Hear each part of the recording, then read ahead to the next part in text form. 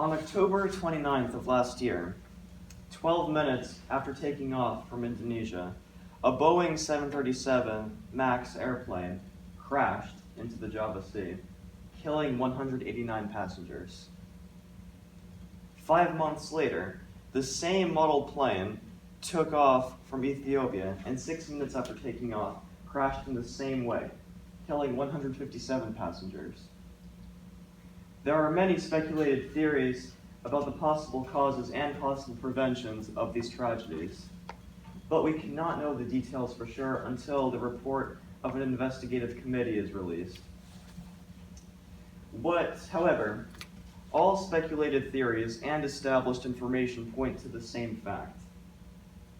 The computer aboard this plane malfunctioned, the pilots were unable to disable it, and it crashed the plane. The plane was crashed not by the pilots, but by the computer. Now, you probably already know where I'm going with this. The usual anti-computer argument that computers are bad, that they're going to take over everything, that we put more trust in them than we need to. They're going to kill us all, just like in the movie Terminator. But before we rush to that conclusion and end this presentation, I'd like to pose a strange question. If the pilots had managed to disable a malfunctioning computer, would they have been able to fly the plane? Ask it again. If the pilots had managed to disable the malfunctioning onboard computer, would they have been able to fly the plane? The answer seems obvious, right? I mean, these were trained, certified, experienced pilots. They were trained to fly, right? Well, recently this very scenario was put to the test. On May 5th, a Sukhoi Superjet 100 took off for Moscow. 30 minutes into its flight, it ran into bad weather. Lightning struck this plane, disabling its onboard computer. So the pilots went to make an emergency landing. They tried to fly this plane without computer assistance, and guess what happened? They landed so poorly that the tail end caught fire and 41 people died. So the computer is not merely a convenient assistant for these pilots. It is a necessity that they depend on. So why is it that we depend so much on computer assistance? Why is it that we choose to fly by wire? Through the years, with the history of aviation, the necessity for flying with computer assistance has grown to the point that computers are no longer an extension of pilots. Pilots have become an extension of computers. The fly-by-wire concept began in the 1970s when the F-16 Fighting Falcon first came into service. On this plane, on this fighter jet, the pilot operates the controls, but every move that he makes is constantly checked and adjusted by 3 computers. These 3 computers are not there just to be fancy. There's a very good reason for it. The reason was that the designers of this fighter jet wanted to make it more maneuverable. But in order to make it more maneuverable, they had to make it unstable and therefore impossible to fly.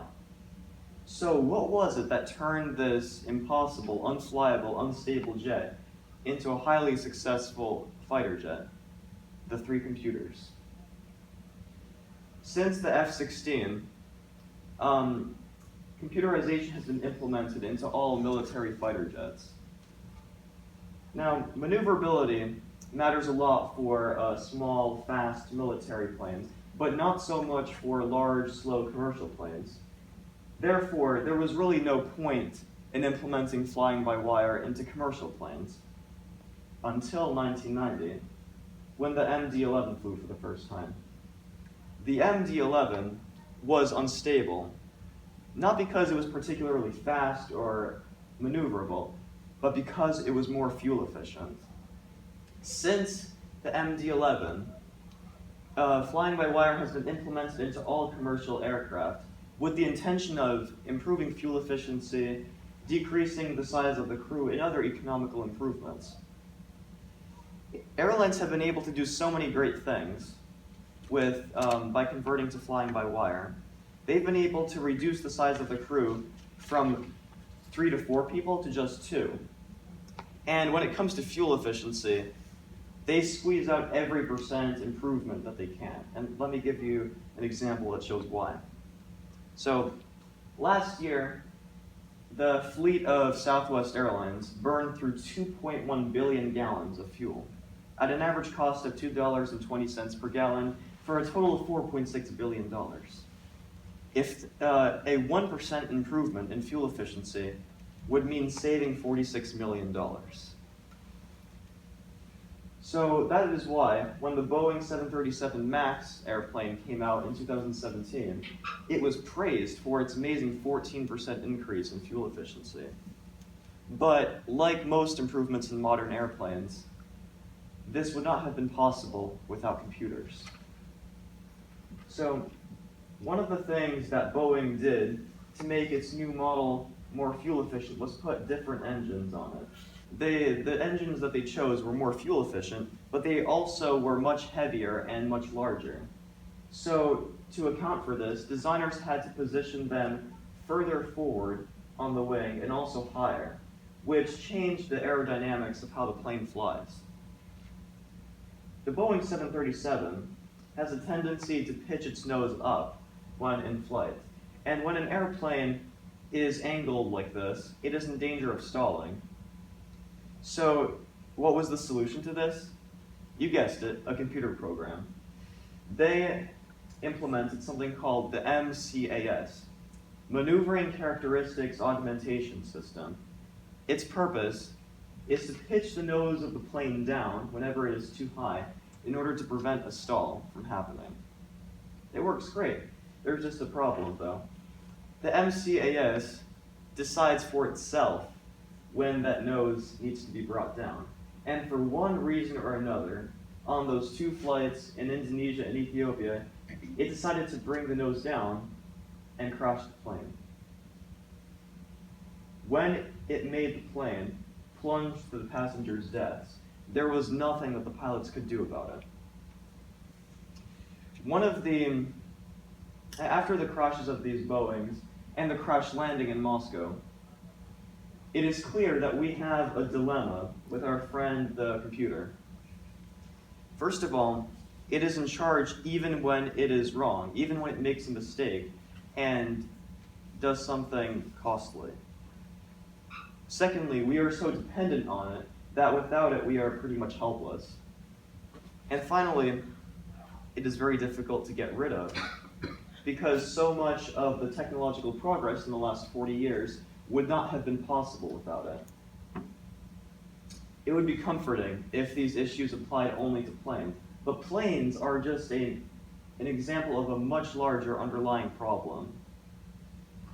Computerization is everywhere, if you haven't noticed. In our cars, in our phones, in our boilers, things that we use every day. It has been the solution to everything from decreasing fuel consumption, to decreasing the number of crew members needed, to simply making our lives easier.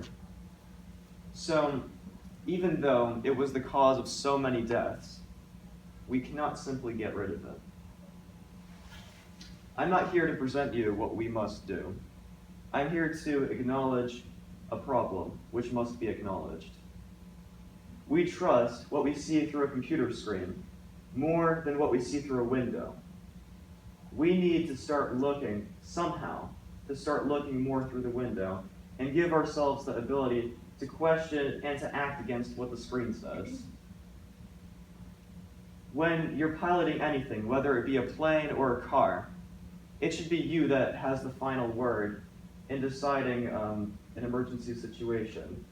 The computer should be an extension of us, not the other way around. At the same time, though, computerization must continue to be used as a way of advancing technology and making improvements. This is the dilemma of computerization, which must be acknowledged, dealt with, and compromised by designers who know what they're doing. Thank you.